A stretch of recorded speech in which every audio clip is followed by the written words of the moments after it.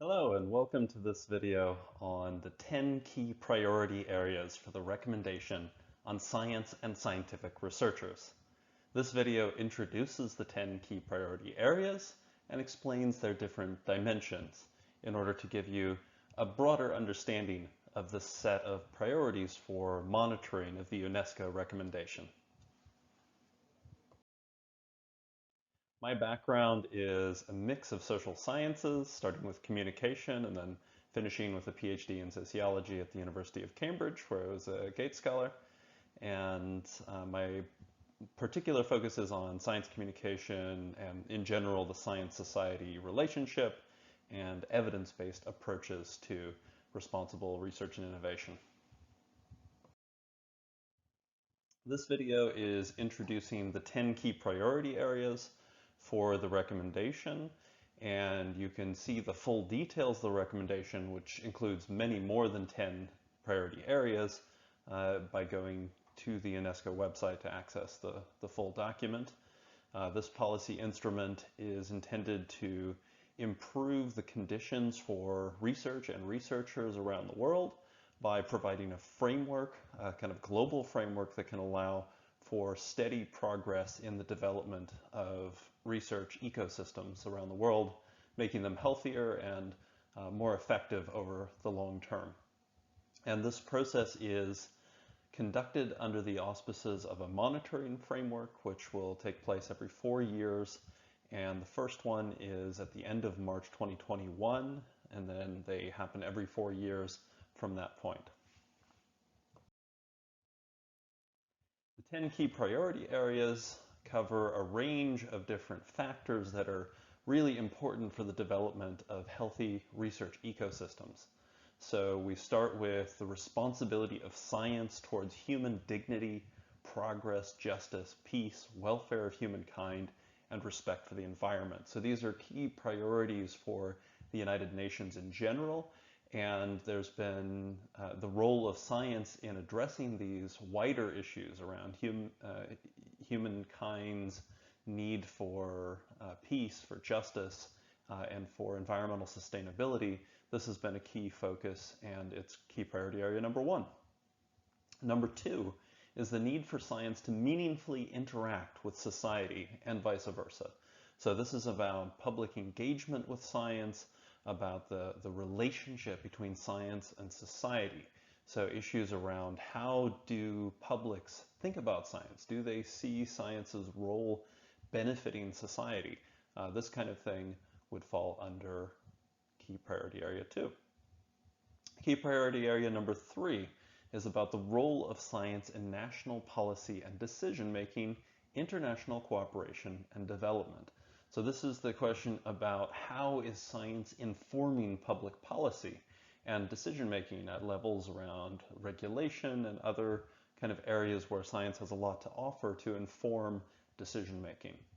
Also, this covers issues around science diplomacy and how international cooperation develops around the world.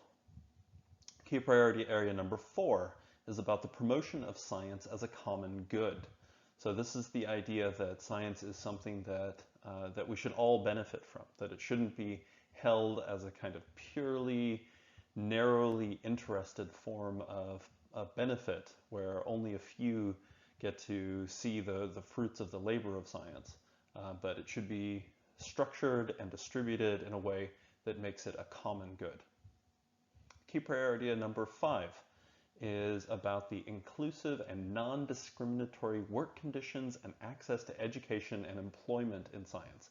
So this is about establishing a socially inclusive and welcoming environment for researchers who are working in science. So the idea is that both education and employment of scientific researchers should take place in an inclusive framework. Inclusive including a number of different aspects.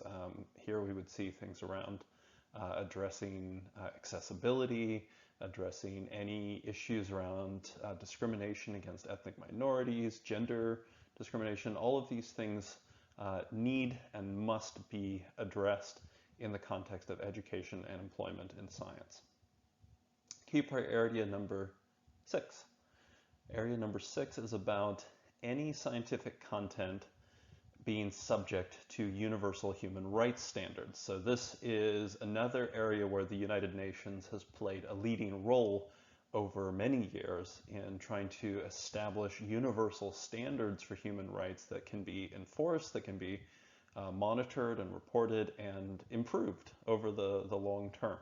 And so this key priority area is highlighting that scientific work is subject to universal human rights standards, and that it's important to make sure that those human rights standards are embedded in the practice of science.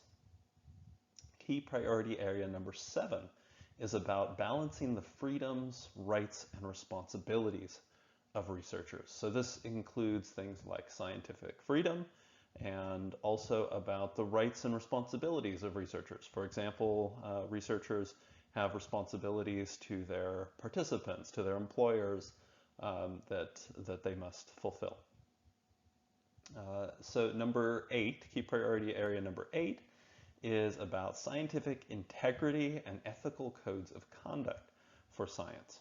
And here the focus is on the role of science as an ethical actor in society. So that science must follow strong principles of good conduct, that it should do no harm, that it should look ahead and anticipate what are the ethical implications of the work that's being conducted in science and its downstream technical applications. So this is an important factor in developing a healthy science ecosystem on a global basis, because we're all affected by developments in science and technology. Ethical conduct is critical. Number 9 is about the importance of human capital for establishing a sound and responsible science system.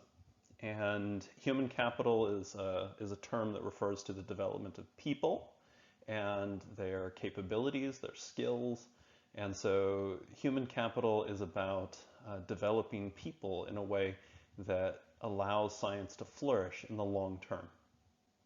And number 10 is the role of member states in creating an enabling environment for scientific research. An enabling environment meaning a setting that makes it easy for science to flourish, because there aren't all kinds of negative factors pushing against the development of science. And in fact, there are factors that are promoting and pushing positive developments. So taking away barriers and putting in place things that enable science to flourish and socially responsible science to flourish is a key priority area. And all 10 of these are then measured in the monitoring process for the UNESCO recommendation on science and scientific researchers. The RRING project is supporting this process. This is an EU-funded project called Responsible Research and Innovation Networking Globally.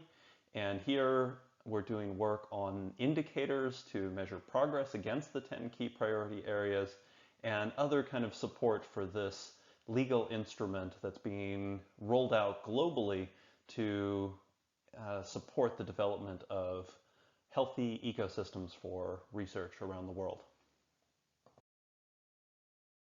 In conclusion, the 10 key priority areas offer us a way to focus our attention within the wider recommendation on science and scientific researchers. And we, in the RRING project, have developed a number of indicators that can be used by member states to look at the progress that's being developed at different levels. For example, at the member state level, at the level of research funding organizations, research performing organizations, individual researchers, and general public, how people are responding to science and the kind of experience of scientific researchers in each country around the world. So the 10 key priority areas give a focus for the monitoring of progress against the wider recommendation on science and scientific researchers.